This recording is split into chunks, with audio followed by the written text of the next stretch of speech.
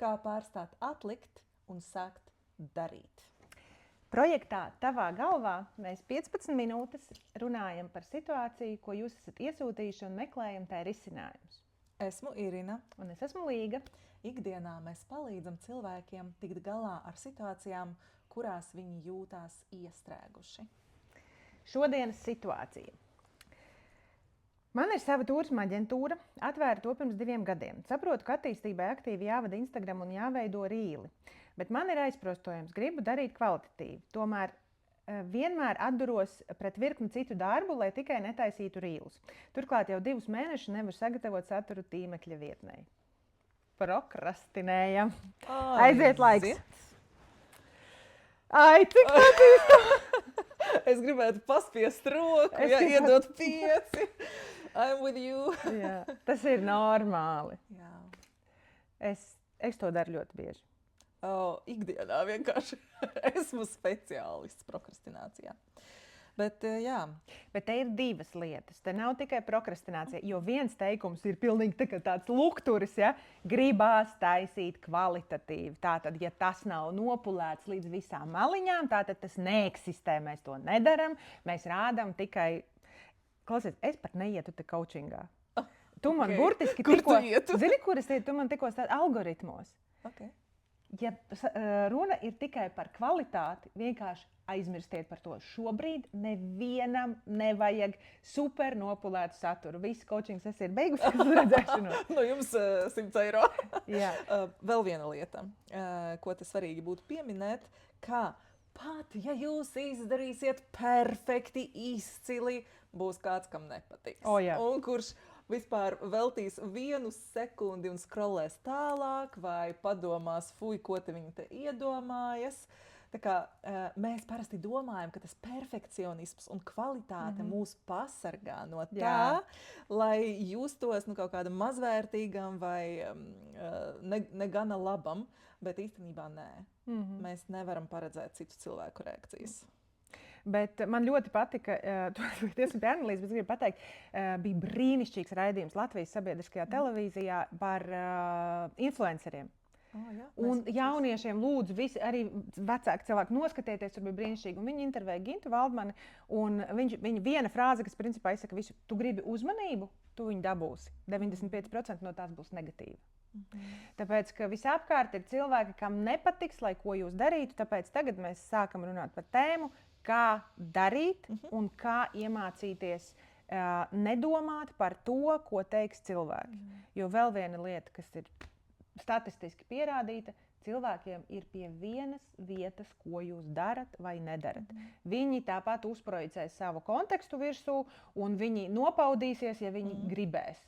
Būs skaists rīls, viņi nopaudīsies, tāpēc mācamies vienkārši viņus uzskatīt par fonu un darīt tā, lai pašam patīk. Un te mēs tomēr atnākam pie perfekcionisma. Aiziet. Man ir metode. Tātad atdalīt ilūzijas no realitātes. Tie slavenie superīgie kontroles sapļi. Kas ir manā kontrolē, ko es varu ietekmēt un ko es nevaru ietekmēt. Ko es varu ietekmēt? Reāli. Es pat nevaru ietekmēt, cik laikus man cilvēks sirsniņas uzspiedīs. Es nevaru ietekmēt, kam patiks, bet es varu ietekmēt, cik daudz es publicēju. Cik daudz laika es patērēju vienam video.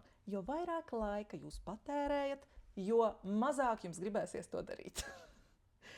Tātad atdalīt. Ja? Es varu ietekmēt laiku, ko es veltu, cik daudz es publicēju, tēmas, ka es analizēju statistiku un skatos, uz ko cilvēki rēģē.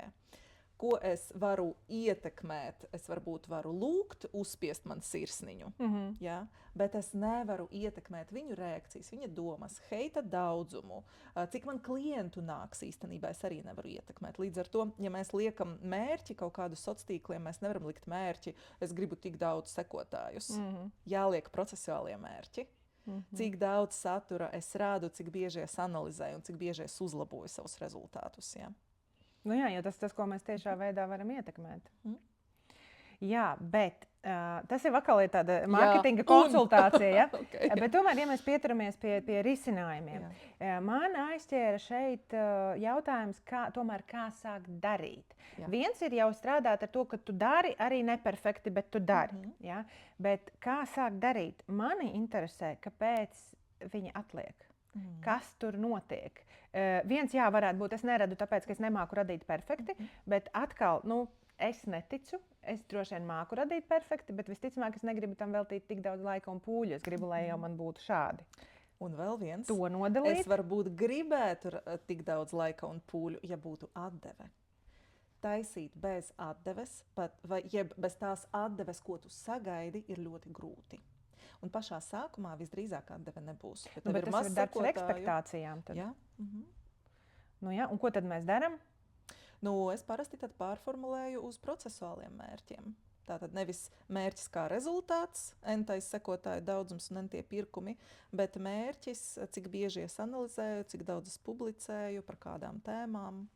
Vai arī tomēr mēs atkal uztaisam tādu tranzīta plānu, ja, ka var arī gaidīt to atdevi, bet tur ir jābūt pretī tam procesuālajam mērķim. Tik es ieguldu, bet tad mēs to lielo mērķi, mēs uzliekam viņu nevis rīt, bet teiksim, pēc pusgada. Un tādā veidā es iedodu sev vietu uzelpot, kā es līdz tam aiziešu. Jo tomēr tie procesuālai mērķi ir labi, un tie būtu, ir mērķis un ir uzdevumi. Tie procesuālie tie ir vairāk tā kā uzdevumi, bet uz to mērķi, protams, būtu jāiet. Bet viņam ir jābūt piezemētam. Ja tu uzliec sev mērķi uz miljonu sekotāju 2 mēnešu laikā, protams, var aiziet tur viral vienā brīdī, bet tas vairāk būtu tāda veiksma sakritība. Un iedot sev reālu mērķi. Jo tad būs mazāk stresa uz to virzīties. Un, piemēram, šajā gadījumā, ja mērķis būtu radīt nevis uz 12 no 10, bet uz 8 no 10, tas jau būtu vieglāk. Un es vēl paspēlētos ar to, kas tad ir kvalitatīvi. Šobrīd tās robežas, kas tiek uzskatīts par kvalitatīvu rīlu, ir ļoti izplūdušas. Tas ir subjektīvi, ko tas cilvēks ir iedomājies. Uz ko viņa tiecās, kādam tad tam rīlam jābūt, lai viņš būtu kvalitatīvs. Un te atkal būtu interesanti dati, tas, kas tev šķiet kvalitatīvs, tas vispār kādu interesē. Varbūt tev jāpārdefinē savu kvalitātes definīciju. Jā. Diezgan bieži īstenībā no cilvēkiem mārketingā ir dzirdēts, ka viņi zina, kas var potenciāli aiziet auditorijai, bet klients pasaka, šito es negribu publicēt. Un tad tā atslēga ir, vajag to, kas būs saistoši auditorijai, nevis man. Jā. Jo es jau to daru priekš viņiem, bet influenceru problēma, ka liela daļa, vai ekspertu, kas ir Instagramā un sociālos tīklos, problēma, ka viņi dara priekš sevis, lai es gana gudri izskatītos, kad kolēģis mani vēros. Jā. Jā. Tā kā redz, te ir ļoti daudz virzieni, kas tad bloķē, kāpēc negribas sākt. Un visos viņos vajadzētu ieskatīties. Un es vēl teiktu, ka tomēr ir jādara. Ir jāpalaiž viens super nopulēts rīls, tāds, ka pašam tirpiņas skrien, ja? Tur nedēļa jāiegulda, lai viņu radītu. Aiziet, dari. Un tad ir jāpalaiž viens rīls, tur mati tur saskrūlēti, ja? Un es tagad stāvu, Romā vai vienalga, kur viņi ir aizbraukusi ar savu turismu aģentūru. Un vienkārši stāstu, kāds ir mans rīts tagad Romā, ja rīta skrējiens, vienalga, tur sasvīduši pieri. Un jāpaskatās. Ir viena metode, saucās kontrolētā izgāšanās, kad tu uzliec sev mērķi izgāzties vai palaist kaut ko super nekvalitatīvu. Tur būs šausmīga pretestība, jo vairāk perfekcionisma, jo grūtāk būs šo izdarīt. Jā. Bet tad tu zini, ka tu to dari apzināti, lai izdzīvotu to kaunu. Tu vari ar sevi vienoties, varbūt, pēc stundas arhivēsi vai izdzēsīs to, ja ir ļoti grūti, bet es īstenībā ieteiktu izdzīvot to pilnu stāstu.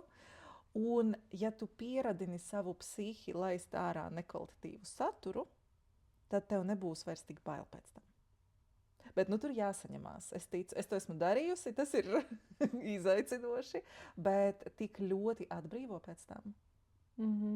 Ka tu saproti, arī es varu būt neveiksmīga, neperfekta, tīzla, ar sliktiem rīliem, un tas mani neapdraud, un es vienalga esmu vērtīga.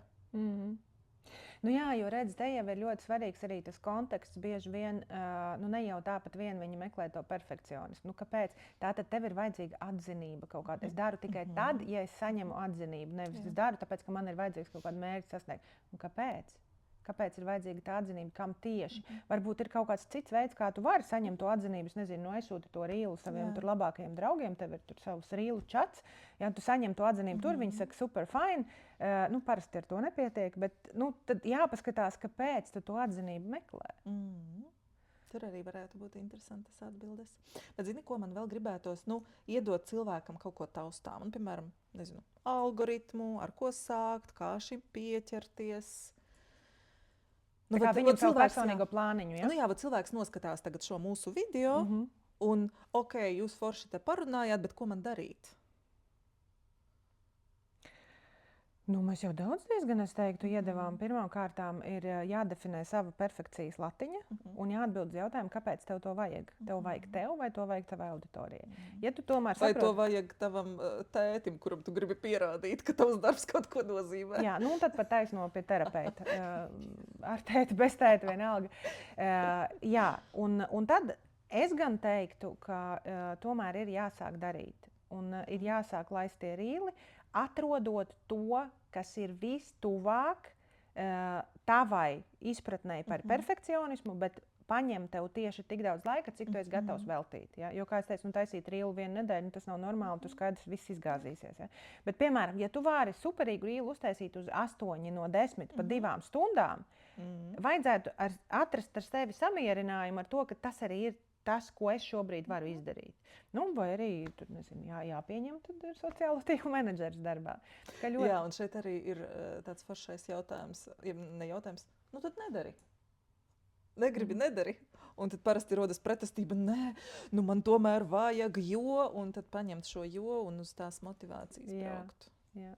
Vai arī, ko tev vajag? Tad ko tev vajag? Varbūt tev nemaz tiešām nevajag to saturu. Varbūt, ka tu gribi taisīt tos rīlus, tāpēc, ka visi taisa, un tev šķiet, ka tas ir tavs vienīgais mārketinga kanāls. Šīs īstenībā arī ir ļoti foršs komentārs, jo daudzi domā, ka sociālie tīkli tagad ir vienīgā iespēja, kā sevi bīdīt. Nē, šis ir vienkārši viens no kanāliem. Un vēl ir vairāki sociālie tīkli. Ir LinkedIn, ir YouTube, ir ļoti daudz kas. Tas ir sociālo tīklu kanāls, vēl ir kanāls partnerības, vienoties varbūt, nezinu, ar kādiem uzņēmumiem vai pameklēt, kas ir tie, ar kuriem es varētu sadarboties, kas man tos klientus sūtīs pa taisno, vai par kaut kādu procentu, ja mēs sadarbojamies. Respektīvi, arī mārketingā ir tie vairāki kanāli. Ir e-pastu izsūtīšana, vai vispār jums ir sava klientu bāze, vai jūs vācat viņu kontaktus, jo vēl pārsteidzoša lieta, daudzi speciālisti neveido savu klientu bāzi. Un tas īstenībā ir viens no pirmiem punktiem. Visus, ar ko jūs strādājat, jums pirmkārt jātur kontakti, un otrkārt jāpajautā, vai jūs gribat zināt kaut ko par jaunumiem. Tad es jums sūtīšu un informēšu, kas vēl ir, ko vēl var nopirkt. Un vēl jau var motivēt arī savus klientus. Ne visās nozarēs, bet šajā man šķiet brīnišķīgi, ka tavi klienti tev taisa saturu. Un tas pat nav par sadarbību, bet tiešām, es nezinu, ko turisma aģentūra izņemot atlaides tur var piedāvāt, bet es domāju, ka noteikti, ka ir. Un ja tu tur taisot savu rīlu, ieliec kaut vai mani collaborationā, ka rekur mans klients ceļo, super, jums vispār nekas nav jādara, jūs klienti paši rada saturu. Jā. Un tad tas ir organisks, tas ir dabisks, un tur vairs nav tas perfektais, nopulētais rīls, bet tas ir tā kā real varbūt experience. Tas perfekcionisms tieši neļauj ļaut klientiem rādīt, jo tad viņu rīls neatbildīs maniem kvalitātes kritērijiem. Varbūt, bet tas ir mūsu uzdevums to noskaidrot. Ja. Tā kā šeit, mums ir tik dati, cik jūs atsūtat, ja mēs ar tiem arī šeit spēlējamies un žonglējam. Bet, redzi, viss ir par un ap, kas tad ir tā kvalitāte, ko tas nozīmē tev, kāpēc tu viņu esi definējis, no kā tu gaidi to atzinību, vai kas ir tava iekšējā vērtība, kāpēc tev dara tikai super nopulēts. Ja? Un ko tu domā par sevi, ja tu ražo kaut ko nekvalitatīvu? Tieši tā. Kas darās galvā, ar kādiem vārdiem es sevi saucu, cik stipras ir tas kauns, kad tas notiek, tad būtu tik interesanti izpētīt. Jā, vai tas kaut kādā veidā tavuprāt ietekmē tavu tēlu? Kad tur ir uzbūvēta kaut kāda bilde par to, ka es esmu tāda turisma aģentūra. Un tam rīlam ir superīgi jāparāda uzreiz viss par to, kāda esmu es, kāda ir mana turisma aģentūra. Un ja nu tas nav, tad tas neatbilst. Jā. Ar to var strādāt. Bet jebkurā gadījumā tam jānotiek paralēli. Var strādāt ar psihologu par dziļajiem jautājumiem, no kā es gaidu šo te nevis atbalstu, bet atzinību. Jā, atzinību. Var domāt par plānu, kā tomēr taisīt, bet ir jādara. Nu, ir jāspēj sevi rast spēks, vai nu tērēt laiku un taisīt supernopulētos rīlus, vai tomēr taisīt uz 8 no 10, bet laist un paralēli sevi būvēt savas attieksmes un meklēt to savu kvalitātes latiņu. Jā. Es domāju, tagad arī no tās coachinga perspektīvas es droši vien arī pamodelētu to nākotni. Kāda tu esi, tā, kura tomēr laid tos rīlus tajā noteiktā biežumā. Cik tie ir kvalitatīvi, ko tu vari tā kā pieļaut sev, teiksim, nolīdz, jā, tā kvalitāte. Tā kā domāt ne tikai no darīšanas perspektīvas, bet arī identitātes līmenī. Ar ko tā persona, kura to visu dara, ko es gribu darīt, atšķiras no manis tagad. Jā. Un tad mēs uzreiz tā kā problēma nevar atrisināt tajā pašā līmenī, kurā viņa bija radīta. Jāpaceļās. Jā, nu, supervīzija. Jā. Nu, redziet, katrai situācijai ir ļoti daudz dažādu iespējami risinājumi, jo ir dažādi ieejas punkti, un tad mēs viņu varam virpināt tā kā tādu bumbu un skatīties, kā tas bērnībā bija kaleidoskops. Ja? Tiklīdz tu viņu mazliet pakustini, tā tas ornaments mainās. Meklējiet, dariet, pētiet paši sevi vai meklējiet speciālistu. Ja jums patika, kā mēs virpinam jūsu situāciju, jūs varat pierakstīties arī pie mums, pie Līgas un pie Irīnas. Kontakti ir komentāros. Sekojiet līdzi jaunumiem, ja mēs vasarā plānojam taisīt sevis izzināšanas plus relaksācijas pasākumus. Un rakstiet komentāros, ja esat gājuši kaut kam līdzīgam cauri. Varbūt situācijas autoram tas būs noderīgi. Tieši tā jūsu pieredze. Jā, un sūtiet mums arī savas situācijas, ja jūs gribat, lai mēs tās pavirpinam projektā tavā galvā.